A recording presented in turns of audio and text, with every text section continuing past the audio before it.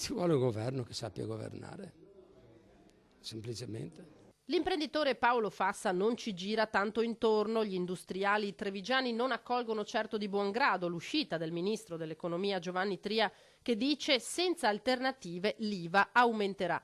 I vice premier Matteo Salvini e Luigi Di Maio lo stoppano, non avverrà mai, replicano, ma il settore produttivo di casa nostra sta perdendo la fiducia. Se fosse vero quello che dice il ministro, mi pare che stiano facendo retromarcia su tutto quello che avevano promesso.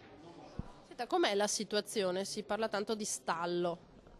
È molto grave, molto grave. Noi infatti adesso stiamo facendo un grossissimo investimento, ma lo facciamo all'estero, non in Italia, perché ho poca fiducia nella ripresa dell'Italia, anzi nessuna direi. Gli aumenti di IVA, aumenti di questo e di quest'altro, sono nient'altro che delle piccole pause di imbecillità.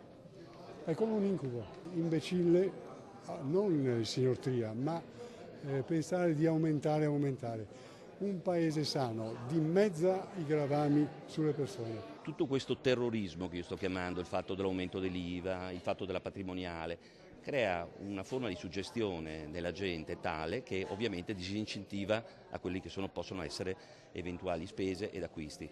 Secondo me è un'involuzione questa. Mi auguro che ci sia un grande ripensamento su questo. Ecco, e che ci sia una grande riflessione, perché in questo momento il Paese ha bisogno di grandi investimenti, ha bisogno di dare più soldi in tasca alla gente e soprattutto maggiore entusiasmo. Speriamo che riescano ad evitarlo, ma le probabilità non sono proprio, secondo me, se dovessimo valutare puntare le fiche, io ci penserei a puntare sul fatto che non passi questo provvedimento, perché è una questione di non volontà, ma questa è una questione di necessità. Purtroppo penso che sarà quella la strada.